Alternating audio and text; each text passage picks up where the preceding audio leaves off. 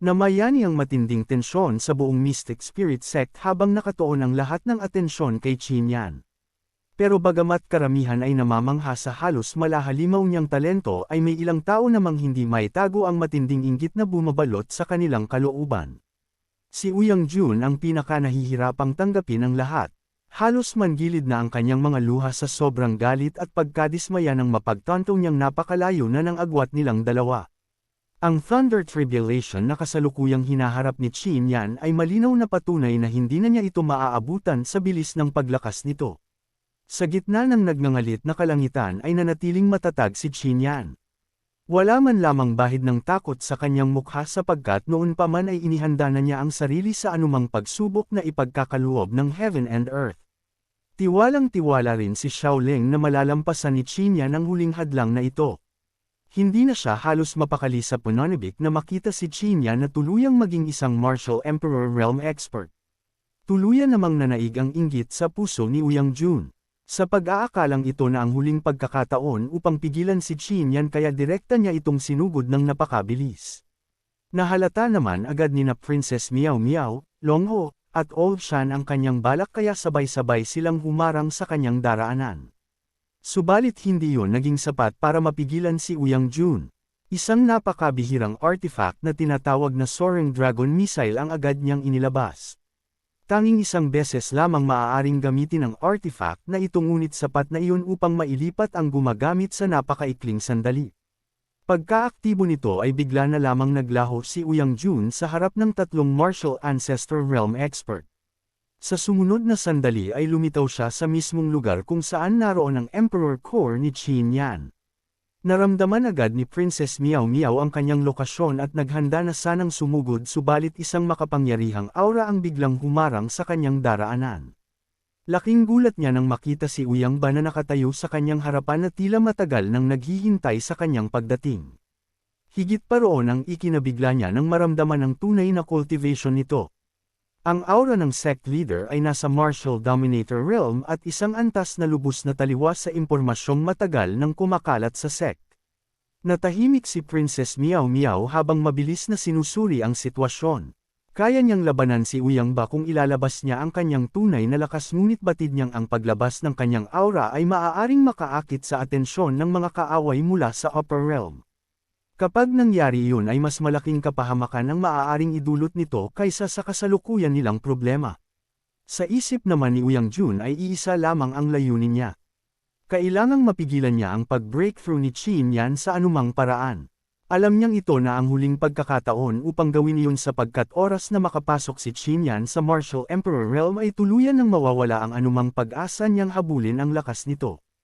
Ang mas masakit pa para sa kanya ay ang katotohanan kahit nasa half-martial emperor realm pa lamang si Qin Yan ay hindi na niya ito kayang talunin sa isang patas na labanan sa kabila ng pagiging isa niyang ganap na martial emperor realm expert. Pagkalapit ni Uyang Jun sa emperor core ni Qin Yan ay hindi na siya nag-aksaya pa ng kahit isang sandali. Kaagad siyang nagpakawala ng isang malakas na pag-atake upang tuluyan itong wasakin. Subalit bago pa man tumama ang kanyang atake ay sinalubong na iyon ni Qin Yan. Halos maubos na ang kanyang lakas matapos ang sunod-sunod na pakikipaglaban sa tatlong top genius at ang matinding konsumo ng enerhiya sa pagkontrol sa kanyang Emperor Core kaya ramdam niyang unti-unti nang bumibigat ang bawat galaw ng kanyang katawan. Batid niyang hindi niya kakayanin pang ipagpatuloy pa ang pag-breakthrough kung magtatagal ang sitwasyong iyon. Kaagad niyang binawi ang kanyang Emperor Core upang maibalik ito sa loob ng kanyang katawan at pansamantalang ihinto ang kanyang pagpasok sa Martial Emperor Realm. Hindi naman iyon pinalampas ni Uyang Jun. Nang mapansin niyang ibinabalik na ni Qin Yan ang Emperor Core ay muli niyang inilabas ang isa pang Soaring Dragon Missile at walang pag-aalinlangang inatake ang Emperor Core. Nagtagumpay naman siya sa kanyang plano. Direktang tinamaan ang Emperor Core at agad na nagsimulang mabitak ang ibabaw nito na tila maaari na naman itong tuluyang madurog sa ikalawang pagkakataon. Ang pinsalang tinamo ng Emperor Core ay agad ding bumalik kay Qin Yan. Isang ubo ng sariwang dugo ang bumulwak mula sa kanyang bibig habang mabilis na namutla ang kanyang mukha. Hindi na nakayanan ni Old Shan ang kanyang galit. Kanina pa niya pinipigilan ang sarili ngunit nang makita niyang muling pininsala ni Uyang Jun si Qin Yan ay tuluyan na siyang kumilos. Palihim siyang nagpakawala ng isang nakamamatay na pag-atake na agad nagpayanig sa paligid. Naramdaman ni Uyang Jun ang paparating na panganib kaya napasigaw siya sa takot at desperadong humingi ng tulong sa kanyang ama. Sa kanyang pagkadismaya ay hindi si Uyang Ba ang unang kumilos kundi ang Great Envoy. Mabilis nitong hinarang ang pag-atake ni Old Shan at iniligtas si Uyang Jun sa tiyak na kamatayan. Ang Great Envoy na kanina ay walang pakialam sa nangyayari ay bigla na lamang nakialam ng malagay sa panganib ang buhay ni Uyang Jun. Pagkatapos iligtas ang binata ay buong kapal ng mukha nitong inutusan ang lahat na itigil ang labanan na para bang wala itong anumang kinalaman sa mga naganap. Wala nang masabi sina Princess Miao Miao at ang iba pa dahil kitang-kita nilang malinaw ang kinikilingan ng Great Envoy. Sa kabilang panig ay nagpanggap si Qin Yan na hirap pa rin sa kanyang kondisyon. Alam niyang kapag naniwala ang lahat na wala na siyang kakayahang lumaban ay magkakaroon siya ng pagkakataong mabawi ng ligtas ang kanyang Emperor Core. Hindi nagtagal ay matagumpay niya itong naibalik sa kanyang mga kamay. Nang suriin niya ang kalagayan nito ay napagtanto niyang bagamat malubha ang tinamo nitong pinsala mula sa pag-atake ni Uyang Jun ay hindi pa ito tuluyang nawasak. Ibig sabihin ay mayroon pa ring pag-asang maibalik ito sa dating kalagayan. Ipinagpatuloy niya ang kanyang pagpapanggap habang palihim na ginagamit ang kapangyarihan ng kaliwang mata ng Divine Battle Spirit upang unti-unting ayusin ang mga bitak sa kanyang Emperor Core. Hindi yun nakaligtas sa mapanuring mata ng dalawang hangal. Habang pinagmamasdan nila si Qin Yan ay lalo silang naging interesado sa mga lihim nitong taglay. Para sa kanila ay hindi na sapat na maagaw lamang nila ang Imperial Mortal Scriptures. Gusto rin nilang makuha ang lahat ng misteryosong abilidad na nagbibigay kay Qin Yan ng kakayahang paulit-ulit na makagawa ng mga himalang imposible para sa ordinaryong cultivator. Pansamantalang humupa ang tensyon kaya nakalapit sina Princess Miao Miao kay Qin Yan. Agad siyang inabutan ng prinsesa ng isang mahalagang elixir upang mapabilis ang kanyang paggaling. Kasabay nito ay matatag nitong sinabi na wala na siyang dapat ipag-alala dahil hindi na niya hahayaang may sinuman pang makapanakit sa kanya. Kahit magsanib puwersa pa sina Uyang Ba at ang Great Envoy ay handa niya silang harapin kung kinakailangan. Tinanggap naman ni Qin Yan ang elixir at agad itong nilunok bago taos-pusong nagpasalamat sa kanilang mabilis na pagdating. Muling nagsalita ang mapagpanggap na Great Envoy at sinabi nitong walang may dudulot na mabuti ang patuloy na sagupaan dahil maaari lamang madamay ang mga disciple ng Mystic Spirit Sect. Bilang kapalit ay iminungkahi niyang si Qin Yan at Uyang Jun na lamang ang maglaban at wala nang iba pang makikialam. Mariing tinutulan iyon ni Princess Miao Miao.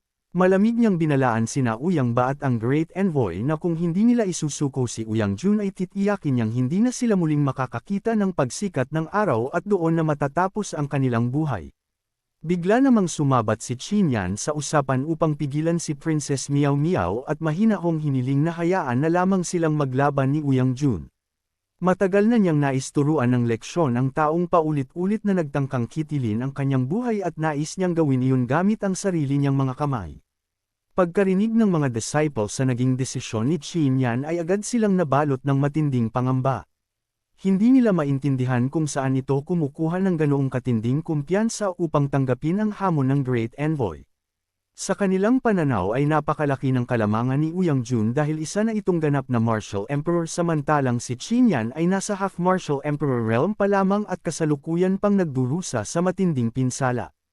Dahil dito ay halos imposible para sa kanila na mailabas pa niya ang kanyang buong lakas. Maging sina Princess Miao Miao at Long Ho ay hindi sang-ayon sa pasya ni Qin Yan. Alam nilang kahit gaano kataas ang talento nito ay hindi pa rin may kakaila na hindi pa tuluyang nakakabawi ang kanyang katawan. Subalit walang sino man ang nakapagpabago sa isip ni Qin Yan. Matatag ang kanyang desisyon na tapusin ang matagal ng alitan nila ni Uyang Jun. Isang malakas na aura ang biglang sumabog mula sa kanyang katawan bago siya malamig na nangakong isa sa kanilang dalawa ang hindi na makakaalis ng buhay sa labanang iyon. Napahalakhak naman si Uyang Jun nang marinig ang mga salitang iyon. Para sa kanya ay isa lamang itong walang saysay na pagbabanto mula sa isang taong nasa bingit na ng pagkatalo. Nang magkasundo ang dalawang panig ay sabay silang umakyat sa entablado. Ngunit bago pa man tuluyang magsimula ang laban ay itinaas ng Great Envoy ang kanyang kamay upang pigilan sila. Muli siyang nagsalita at ipinahayag na malinaw na dahado si Qin Yan sa labanang iyon. Bilang kapalit ng panganib na haharapin nito ay nangako siyang magbibigay ng 100 Force Accumulating Stones at isang pagkakataong maging disciple ng Qinglong Sacred Area kung magtatagumpay itong talunin si Uyang Jun. Kapalit naman ng gantimpalang iyon ay hiningi niyang ibigay ni Old Shan ang Imperial Mortal Scripture sakaling matalo si Qin Yan. Hindi pa roon nagtapos ang kanilang kapal ng mukha.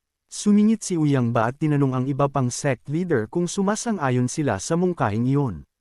Idinagdag pa niyang upang maging patas ang laban ay ibababa rin ni Uyang Jun ang kanyang cultivation sa Half-Martial Emperor Realm upang maging kapantay niya si Qin Yan. Halos walang pag-aalinlangan naman na pumabor ang sect leader ng Flying Sword Sect. Sinundan ito ng sect leader ng Qing Sect at ng Disordered Flame Sect na kapwa nagpahayag ng kanilang pagsang-ayon. Kitang-kita ang pagkakaisa ng apat na hangal sa harap ng lahat. Hindi na napigilan ni Longho ang kanyang galit. Sumabog ang kanyang aura at tila handa na siyang sugurin ang apat na iyon anumang oras. Pero isang tingin lamang mula kay Princess Miao Miao ay naging sapat na upang pigilan siya. Batid naman ni Qin Yan na planado na ng Great Envoy at ng mga sect leader ang lahat ng nangyayari ngunit nakita rin niyang seryoso si Princess Miao Miao na protektahan siya hanggang sa huli. Dahil dito ay lalo siyang nagkaroon ng kumpiyansang harapin si Uyang Jun nang walang anumang pag-aalinlangan. Sa huli ay pumayag na rin si Old Shan sa mungkahi ng Great Envoy. Bukod sa pagsang-ayon ng lahat ay nakatanggap din siya ng isang lihim na mensahe mula sa nilalang na lubos niyang pinagkakatiwalaan kaya wala na siyang dahilan upang tumutol pa. Agad na pinakawala ni Uyang Jun ang kanyang aura nang marinig ang sagot ni Old Shan. Wala na siyang balak pang nagpatumpik-tumpik pa dahil nais niyang tapusin ang laban bago pa tuluyang makabawi ng lakas si Qin Yan. Alam niyang napaka-misteryoso ng mga kakayahan ng kanyang kalaban at anumang sandaling ibigay niya rito ay maaaring maging sanhi ng kanyang pagkatalo. Hindi rin nagpahuli si Qin Yan. Bago pa makakilos si Uyang Jun ay agad niyang ginamit ang kapangyarihan ng kanyang Divine Eyes. Sa isang iglap ay lumitaw ang isang napakalaking bundok na yari sa matigas na lupa at buong lakas niya itong ibinagsak sa kanyang kalaban. Napilitan si Uyang Jun na salubungin ang napakabigat na pag-ataking iyon. Habang pinipigilan niya ang bumabagsak na bundok ay unti-unting nagbago ang kanyang ekspresyon. Hindi niya inaasahang mabilis na natuklasan ni Qin Yan ang kanyang pinakamalaking kahinaan. Bukod sa napakalakas na suppression na dulot ng Divine Eyes ay direktang pinupuntirya rin ng pag-ataking iyon ang kanyang pisikal na kakayahan at ang limitasyon ng kanyang isip sa pagtitiis ng mental attack. Sa isip ni Uyang Jun ay isang bagay lamang ang dapat niyang ipagpasalamat. Kung hindi nagtamo ng matinding pinsala si Qin Yan kanina ay mas nakakatakot pa sana ang lakas ng pag-ataking kasalukuyan niyang sinasalag. Ayaw namang mag-aksaya pa ni Qin Yan ng kahit isang sandali kay Uyang Jun. Alam niyang paubos na ang kanyang enerhiya at hindi na niya kayang makipagtagalan sa isang mahabang labanan. Sa isang iglap ay inilabas niya ang kanyang sandata at agad itong binalot ng napakalakas na saber intent bago buong bilis na sinugod ang kanyang kalaban. Naramdaman naman agad ni Uyang Jun ang nakakatakot na pressure ng paparating na pag-atake. Batid niyang kahit hindi na mailabas ni Qin Yan ang kanyang buong lakas ay sapat pa rin ang saber intent nito upang magdulot ng matinding pinsala sa kanya. Wala na siyang panahon upang mag-atubili kaya muli na naman siyang umasa sa isang Xiantian weapon at mabilis itong ginamit bilang panangga sa paparating na atake. Halos sabay-sabay namang napaungol sa inis ang mga disciple na nanunood. Hindi nila mapigil ang kutsain si Uyang Jun dahil sa bawat sandali ng laban ay puro artifact lamang ang kanyang inaasahan. Mula sa simula ay wala silang nakita ni Katiting na dignidad sa kanyang pakikipaglaban sapagkat sa tuwing nalalagay siya sa alanganin ay agad siyang gumagamit ng panibagong Xiantian weapon upang iligtas ang sarili. Narinig man ni Uyang Jun ang mga panlalait ay wala siyang pakialam. Para sa kanya ay walang saysay ang dangal kung ang kapalit naman nito ay ang sariling buhay. Ang tanging nasa isip niya ay ang mapaslang si Qin Yan sa anumang paraan. Isa na namang pambihirang artifact ang kanyang inilabas at ito ang Heavenly Fire 7 Roaring Cannons na isa ring makapangyarihang Xiantian weapon. Pagkaaktibo nito ay sabay-sabay na rumagasa ang naglalagablab na apoy patungo kay Qin Yan. Hindi pa siya nakontento roon at agad ding gumamit ng isa pang Soaring Dragon missile upang lalo pang palakasin ang kanyang opens iba. Pero wala ni Katiting na pag-aatubiling sinalubong ni Qin Yan ang lahat ng iyon. Hindi na niya pinansin ang sunod-sunod na pandarayang ginagawa ni Uyang Jun dahil para sa kanya ay wala naman iyong mababago sa kahihinatnan ng laban. Buong lakas niyang inundayan ang mga Xiantian weapon gamit ang kanyang saber. Isang napakalakas na pagsabog ang umalingaw sa buong arena at ang matinding impact nito ay direktang tumama kay Uyang Jun. At parang isang sirang saranggola itong tumilapon sa malayong bahagi ng entablado. Sa unang pagkakataon ay tunay na nakaramdam ng takot si Uyang Jun. Napatunayan niyang kahit malubha ang kondisyon ni Qin Yan at hindi nito mailabas ang buong lakas ay nananatili pa rin itong isang nakakatakot na kalaban. Unti-unting nabasag ang natitira niyang kumpiyansa. Nang maramdamang unti-unti na siyang natatalo ay tuluyan na niyang isinantabi ang lahat ng napagkasunduan. Inilabas niya ang isa sa kanyang pinakatinatagong killer technique at wala nang pakundangang ibinalik ang kanyang cultivation sa tunay na martial emperor realm upang magamit ito. Muli na naman niyang nilabag ang kasunduan ng patas na laban. Kumunat naman agad ang noo ni Princess Miao Miao nang makita ang lantaran na namang pandaraya ni Uyang Jun. Mahigpit niyang niyukom ang kanyang kamao habang inihahanda ang sarili sakaling mapilitan siyang makialam. Hindi rin maitago ni Qin Yan ang kanyang pagkasuklom. Gayunpaman ay pinili pa rin niyang harapin ang lahat ng pandarayang iyon. Sa pagkakataong ito ay nagpasya siyang gamitin ang pinakamataas na antas ng kapangyarihan ng kanyang Divine Eyes na kaya niyang ilabas sa kasalukuyan niyang kondisyon. Isang napakalakas na liwanag ang sumiklab mula sa kanyang mga mata at kasabay nito ay muling lumitaw sa kanyang likuran ang maringal na anyo ng Divine Battle Spirit. Sa harap ng kapangyarihang iyon ay tila papel lamang ang ipinagmamalaking killer technique ni Uyang Jun. Wala itong nagawang paglaban at tuluyang naglaho sa isang iglap. Muli na namang nawala ang lahat ng kalamangan ni Uyang Jun kahit pag ginamit na niya ang kanyang tunay na cultivation bilang martial emperor. Nawalan na siya ng anumang matinong paraan upang manalo. Sa desperasyon ay tuluyan na niyang isinugal ang lahat at inilabas ang kanyang emperor core. Balak niyang pasabugan ito kasama ang sarili upang maisama sa kamatayan si Qin Yan. Hindi niya matatanggap na mabuhay pa ang taong paulit-ulit na nagdulot sa kanya ng napakalaking kahihiyan. Nang makita naman ni na Princess Miao Miao, Long Ho, at Old Shan ang balak niyang pagpapasabog ay sabay-sabay silang sumugod upang pigilan siya. Sa tatlo ay si Princess Miao Miao ang may pinakamatinding galit. Sa isang kisap mata ay nakatutok na ang kanyang pag-atake sa ulo ni Uyang Jun at handa na niya itong wakasan. Muli na namang napasigaw ang duwag na si Uyang Jun at desperadong humingi ng tulong sa kanyang ama at sa Great Envoy. Subalit bago pa man tuluyang makakilos ang dalawang hangal ay malakas na sumigaw si Qin Yan at hiniling na huwag silang pakialaman sa kanilang laban. Ipinahayag niyang kaya niyang harapin si Uyang Jun anuman ang maging pandaraya nito. Napatigil si Princess Miao Miao sa kanyang narinig. Hindi niya malaman kung nasisiraan na ba ng ulo si Qin Yan o sadyang may itinatago pa itong alas na hindi pa niya nakikita. Kitang-kita niyang lumalala ang kondisyon ng katawan nito sa bawat sandaling lumilipas kaya lalo lamang siyang nabalot ng pag-aalala kung ano pa ang balak nitong gawin. Sa naging desisyon ni Qin Yan ay wala nang nagawa si Princess Miao Miao kundi sundin ang kanyang kagustuhan. Napilitan siyang umatras kahit labis ang kanyang pag-aalala. Nang makita iyon ni Uyang Jun ay hindi niya maitago ang kanyang pananabik. Alam niyang wala nang makikialam sa kanilang laban kaya malaya na naman niyang magagamit ang lahat ng kanyang pandaraya at maruruming paraan. Ipinagpatuloy niya ang kanyang desperadong plano habang unti-unti nang nawawala ang kanyang katinoan. Mistulan na siyang isang baliw na hindi na makapag-isip ng maayos dahil sa matinding takot at pagkadesperado. Kasabay ng kanyang paghahanda ay tahimik ding nag-iipon ng lakas si Qin Yan.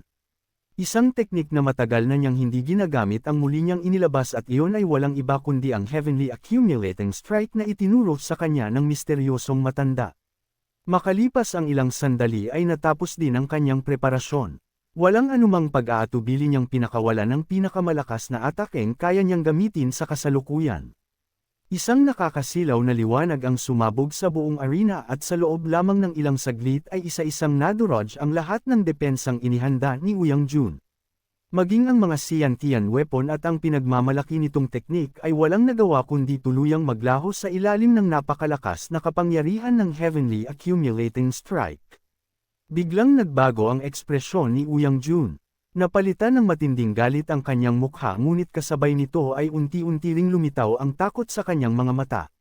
Wala na siyang natitirang alas na maaaring gamitin upang baligtarin ang sitwasyon. Hindi naman pinalampas ni Qin Yan ang pagkakataong iyon.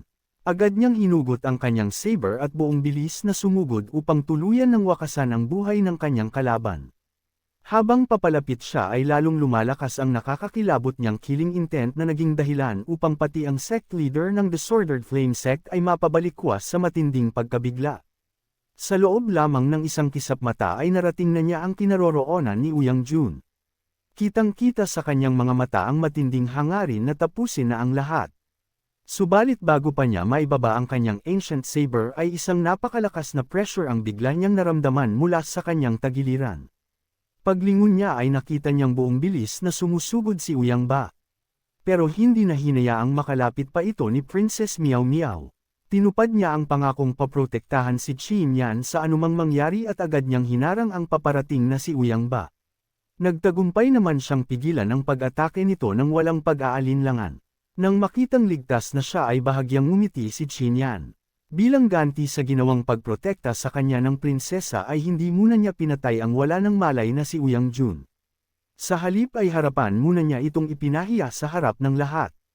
Hindi pa roon nagtapos ang kanyang pang-aasar dahil binigyan pa niya si Uyang Ba ng isang mapanudyong tingin na tila ipinahihiwatig na sa huli ay siya pa rin ang tunay na nagwagi. Muling bumaba sa himpapawid ang Great Envoy. Sa pagkakataong ito ay tuluyan na nitong isinantabi ang anumang pagpapanggap.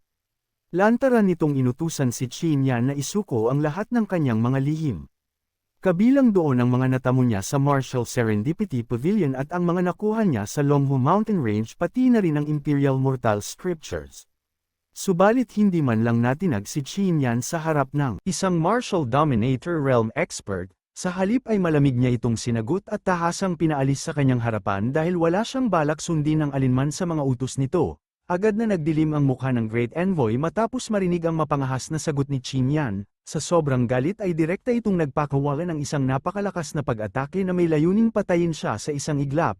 Pero nanatiling kalmado si Qin Yan habang nakatingin sa papalapit na kapangyarihan. Wala ni katiting na takot ang makikita sa kanyang mukha na parabang sigurado siyang may darating upang harangin ang pag-ataking yun. Hindi rin siya nagkamali. Bago pa tuluyang tumama ang nakamamatay na opens iba ng Great Envoy ay dumating sina Longhu at Old Shan. Magkasabay nilang sinalubong ang pag-atake at sa kanilang pinagsamang lakas ay tuluyan nila itong winasak sa harap ng lahat.